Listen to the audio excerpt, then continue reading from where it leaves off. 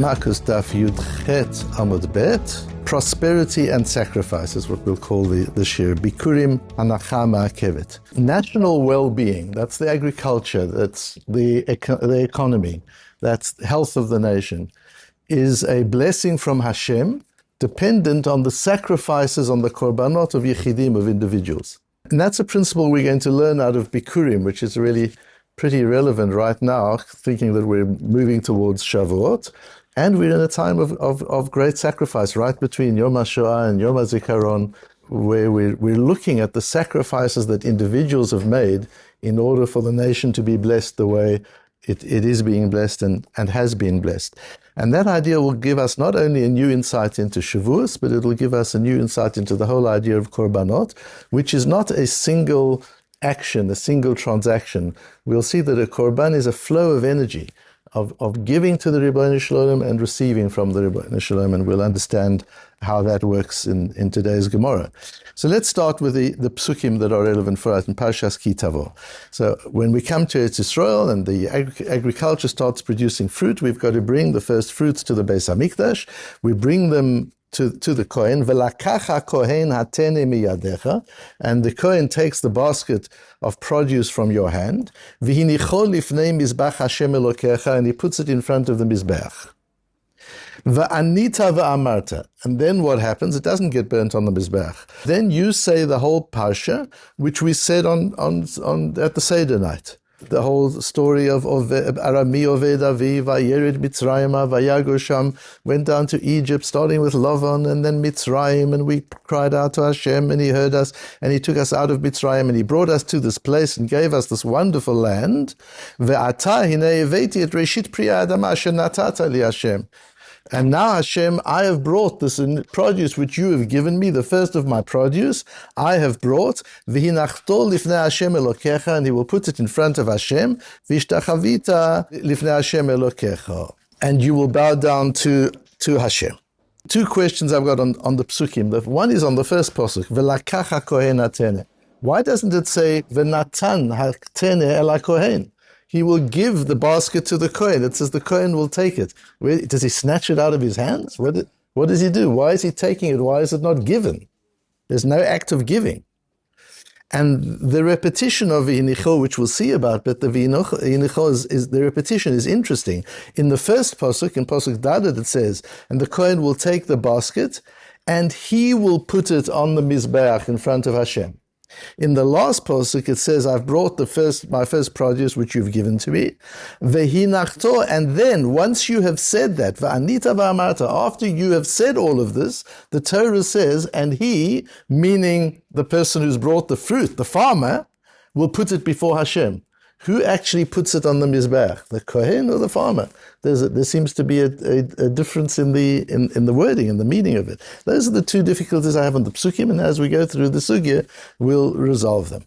Firstly, we start with the Mishnah back on Daf Yud Zayin. Ha'ochil bikurim ad shelo kara alehem. The Mishnah says, if a kohen eats the bikurim, the first fruits, before the farmer has had a chance to say Va'anita Va'amarta, the whole story of Arami Oved Avi, and has brought me to this land, and here are my first fruits. If he takes a bite, he says, wow, what beautiful fruit, and he takes a bite of the fruit before he's had a chance to read it, he gets malchus for that. That's a lo ta'aseh, that's a transgression of the Torah. Says our Gemara, Omer Rabbi Lozo, Omer Rabbi Yoshia, Biכורים הנחה מעכבת בהן, קריאה אין מעכבת בהן. This is the view of Rabbi Akiva that we have in the Mishnah, but it's not the Chachomim's view and it's not the halacha. The Chachomim's view is that that if he eats the fruit before it's been put down on the mizbeach, then he gets malkot. Then he gets the lashes because it's an issur d'oraisa, it's a transgression of the Torah. But if he has put it down on the mizbeach, the farmer simply hasn't had a chance to say his piece, then there's no malkot. He doesn't get lashed for that. It is nevertheless asur. He's not allowed to do it. Why this difference? Why? So now there's a process. You bring it, you put it on the mizbeach. From that time onwards, the kohen shouldn't eat. But if he does, it's not an issur d'oraisa. It's not a prohibition of the Torah. After you've said your piece, then the kohen is allowed to eat that. There's nothing wrong with eating those bikurim altogether.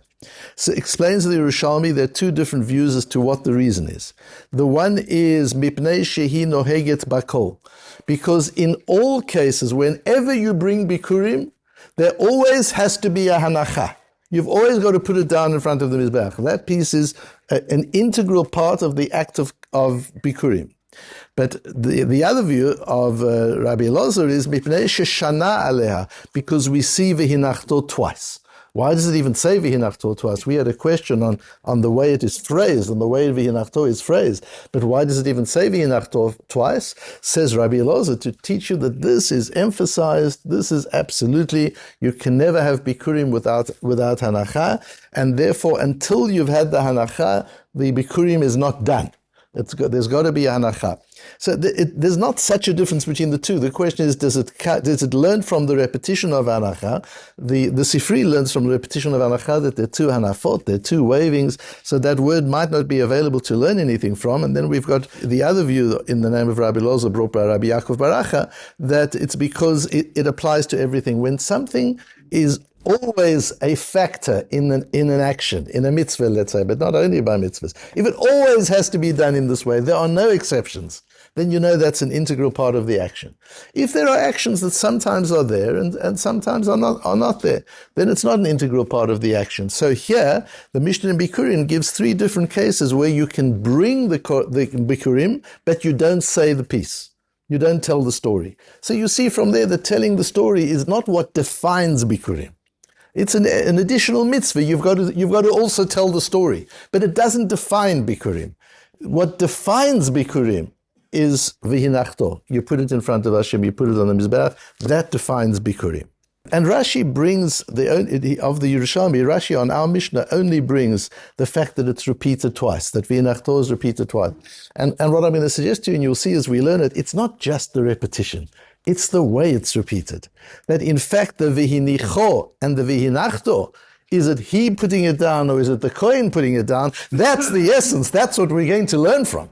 What the Yerushalmi is teaching us and what Rashi brings on the Mishnah is not, it says twice, it emphasizes it. No, look at the twice carefully. See how it says twice. And from the way it says it twice and the difference between the first and the second time, you'll actually learn what this is all about and what's really taking place. The Rambam says in the Perish HaMishnayos, Im achala kohen, this is going back on the Mishnah. Im achala kohen bikurim achar shekara alehem eno chayav malkot.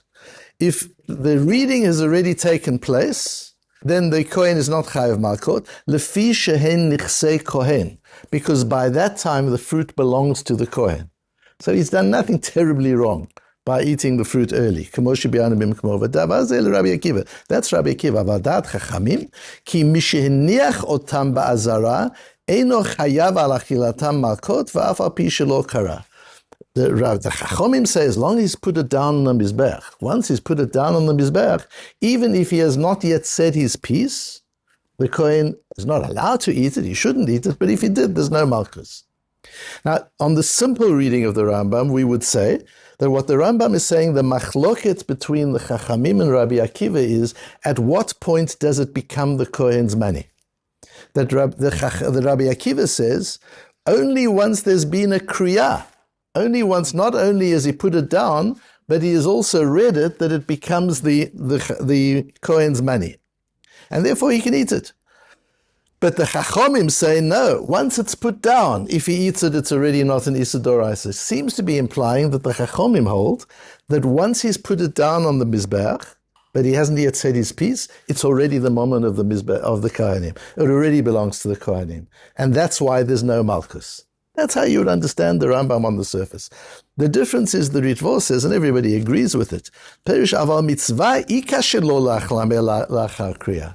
Even according to the Chachamim, there's still a mitzvah on the Kohen not to eat yet.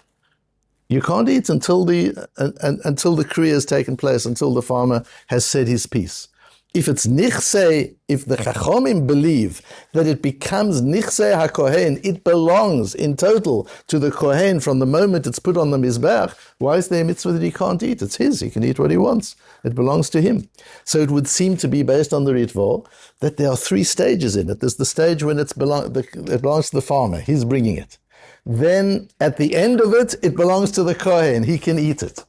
But there's an interim period between putting it on the Mizbeach and saying the piece, where it is not the Kohen's to do with as he pleases, nor is it the farmer's. So if the Kohen does eat it, okay, he doesn't get malchus, he hasn't transgressed, but he's still supposed to wait. Why is that so important? Says the Sforno on the Pasuk. Why does it have to be put down on the Mizbeach? Laharot ulohodia shehabikurim lo huv'u lakohen. To demonstrate clearly that the first fruits, the bikurim, are not a gift to the Kohen.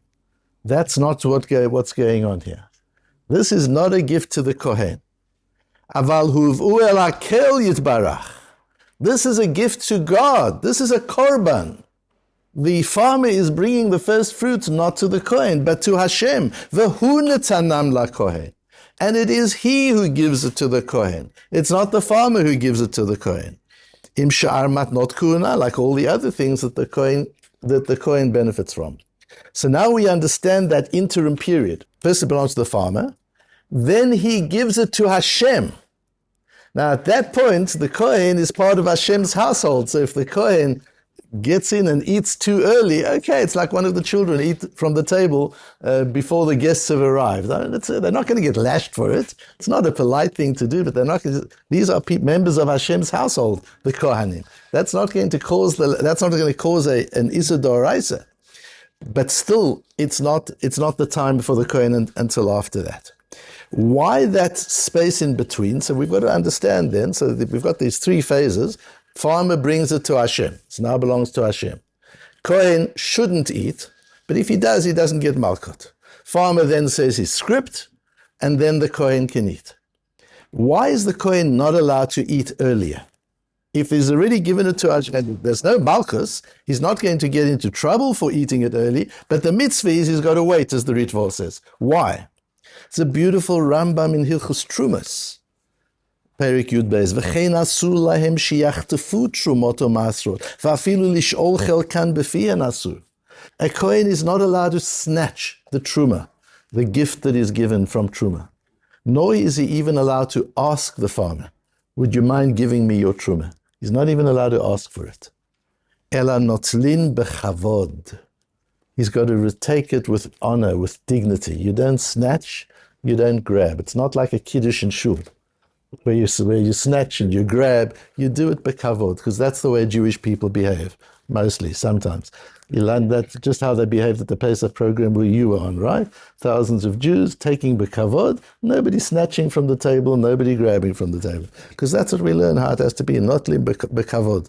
She'al shulchan hamakom heim ochlin. Because they're eating at God's table. Val shulchano heim shotim, and they're drinking at God's table. Umatanot elu laHashem heim. These were gifts given to God, not to them. This is not theirs. You can't snatch it. And this applies to everything we've got, including at the Pesach program. The food on the table is not yours, it's God's. I know you paid a lot of money, but it's still not yours. You paid for the right to sit at God's table. Now behave as if you're at God's table. Not as if it all belongs to you, because you're the big balabos, you've paid thousands of dollars. I'm entitled to get the meat before anybody else gets in it. No, you're you're in the palace. You're always in the palace. And do it bekavod. That's why he's not allowed to take, even after the food is put on the mizbeach. Wait until the farmer has said his piece. Don't butt in and grab the fruit before the farmer's finished. It's not derech kavod. It's true you're entitled to it, but it's not derech kavod. That's not the way for a Kohen to behave in the Beis HaMikdash, just as it's not the way for a Jew to behave at his own table or at anybody else's table. So now we have the process. The farmer brings his food to Hashem. Hashem has now got the food. Hashem allows the Kohen to participate. But he says to the Kohen, just hold on a moment. The farmer still wants to speak. The farmer's giving a speech. Have you been to functions where while somebody is giving a speech, the Rov is giving it? Have you seen occasionally you'll find people eating while the speech is going on? It's just such lack of kavod. Says Hashem, I'm not going to give you malchus for it. You're not going to get wrapped over for it. I remember my father telling me soon after he came to the United States, he was sitting at an Aguda convention, and the Rabbonim speaking one after the other, and the food coming to the table, and everybody grabbing the food, and the Rabbonim speaking, and he sits there and doesn't take anything. So one of the Rabbonim says, "You're new in America. If you don't take, you're going to go away starving." And my father's response, "I would rather starve as a mensch than survive as an animal." And that's the decision we have to make constantly. Is our survival so critical when you're sitting at a Pesach program or a chasana? Your survival is so much at stake that unless you grab the steak, you have a problem, you're not going to make it? Or is it an opportunity to be a mensch, even in those situations? Says Hashem to the Kohen, hang on, the Balabos still wants to make a speech. Arami Oved Avi, he wants to tell a story. Sit there and wait till he's finished. You're entitled to eat it, but it's not derech kavod. Wait till he's finished, and then you can eat, and then you can go ahead and eat. So now we can understand the psukim. What is the posuk? V'lakacha kohen hatene miyadecha.